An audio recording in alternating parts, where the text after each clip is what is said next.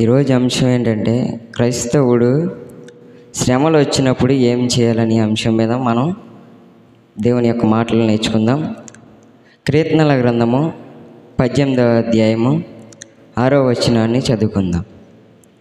కీర్తనల గ్రంథము 18వ అధ్యాయము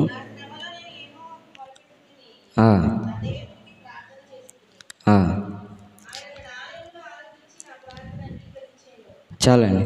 ఇక్కడ చూస్తే దావీదు ద్వారా దేవుడు రాయిస్తున్న మాట, నా శ్రమలో నేను దేవునికి మొర్రపెట్టి తిని ఆయన నాకు నా ప్రార్థన ఆలకించాడు.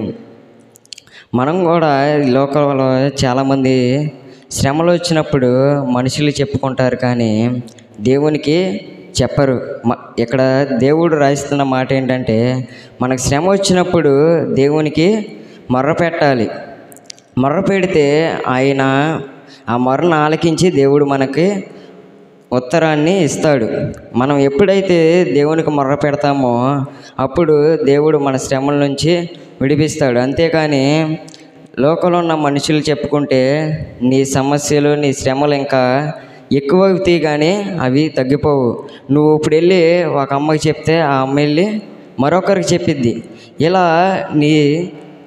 నీకున్న శ్రమల్ని అలా మొత్తం గ్రామంలో అందరికీ చెప్పేస్తారు. కానీ ఎప్పుడైతే నువ్వు దేవునికి చెప్తావో దేవుడు నీ శ్రమల నుంచి విడిపిస్తాడు, నీ ప్రార్థన ఆలకిస్తాడు.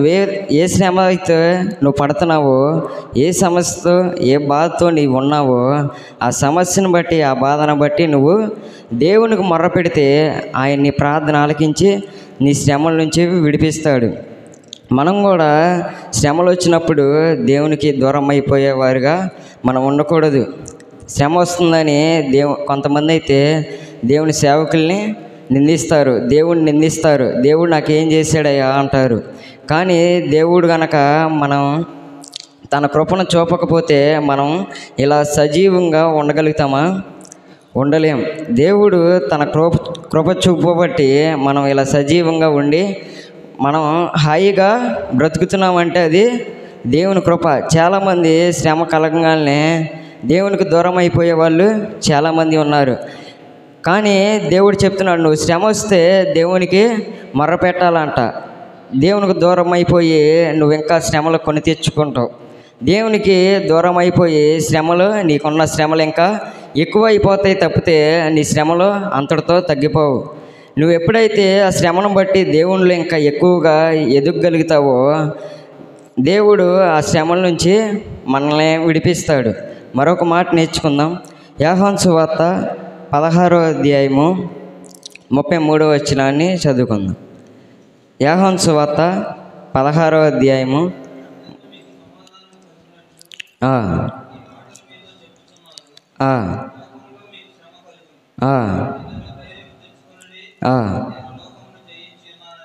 చాలండి.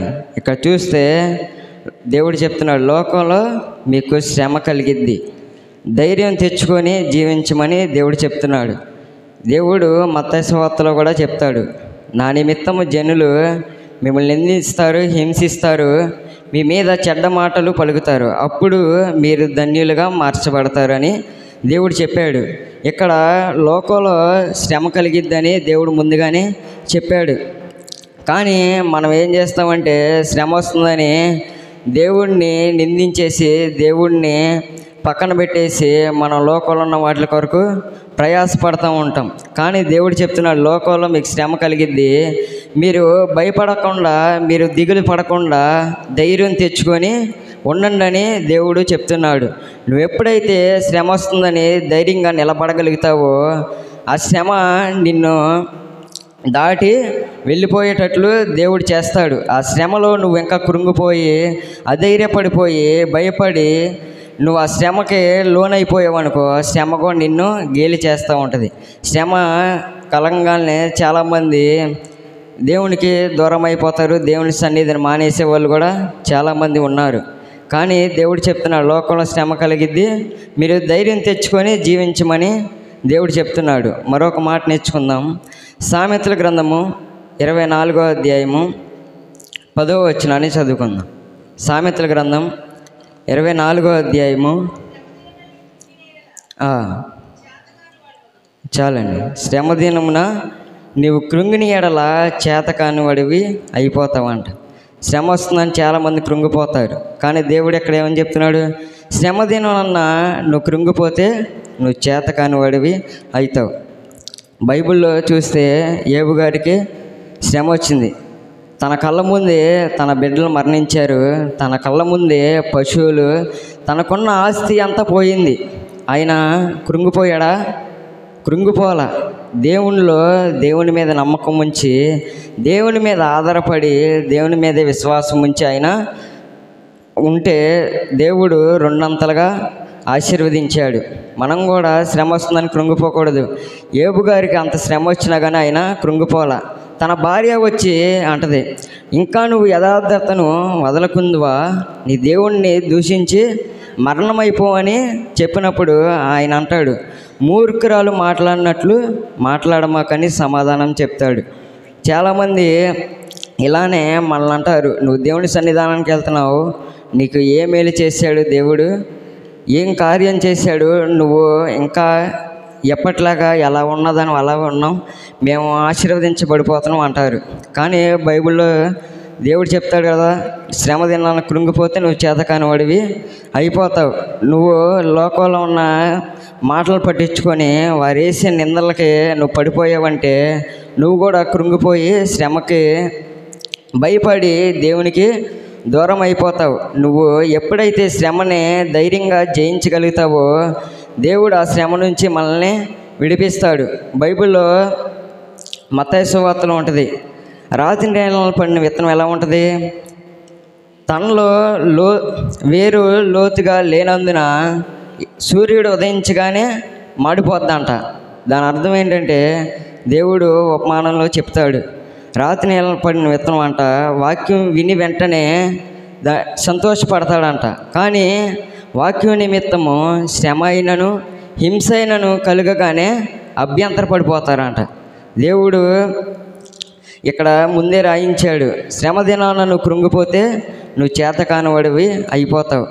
కానీ దేవుళ్ళలోకి వస్తే మనకు శ్రమలు వస్తాయి, నిందలు వస్తాయి, అవమానాలు ఎదురవుతాయి. కానీ ఆ శ్రమల నుంచి, నిందల నుంచి, వాటిలన్నిటి నుంచి తప్పించగల సమర్థుడు మన దేవుడు.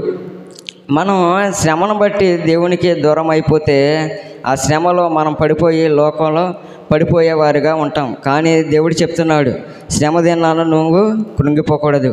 ఈరోజు దేవుడు 3 మాటల ద్వారా మనతో మాట్లాడాడు. మొదటి మాట ఏంటంటే దేవునికి నువ్వు మొర్ర పెట్టాలి.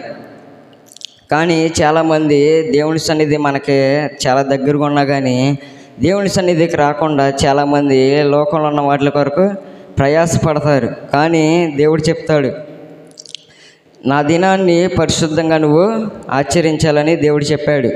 కానీ మనం లోకంలో ఉన్న వాటి కొరకు పరిగెత్తేసి, లోకంలో ఉన్న వాటి కొరకు తిరిగేసి శ్రమలను కొని తెచ్చుకుంటున్నాం. దేవుడు ఒక రకంగా శ్రమ పెడితే మనంతరకు మనమే శ్రమల్ని కొని తెచ్చుకుంటాం. దేవుడు శ్రమ పెట్టాడంటే దానికి వెనకమాల కీడు వెనక మేలు దాగి ఉన్నట్లు దేవుడు శ్రమ పెడితే దాని వెనకాల ఏదో మనకి ఆశీర్వాదం దాచి ఉంచాడని మనం అనుకుంటాం. కానీ లోకంలో శ్రమలు కొని తెచ్చుకుంటే దానికి దేవుడు ఏం చేయగలుగుతాడా? ఏం చేయలేడు. పాపం వల్ల వచ్చు జీతము మరణము. పాపం చేసి మనం మరణాన్ని కొని తెచ్చుకుంటాం. చాలామంది త్రాగేసి లోన ఉన్న వాటిని పాడు చేసేసుకొని తర్వాత హాస్పిటల్ పాలైపోయాక అప్పుడు దేవుడు గుర్తుకొస్తాడు. కానీ దేవుడు ముందే చెప్పాడు, నువ్వు ముందుగానే ఆయన తెలుసుకొని, నీకు ముందుగానే ఆయన ఆరోగ్యం ఇచ్చాడు, ఆయుష్ ఇచ్చాడు.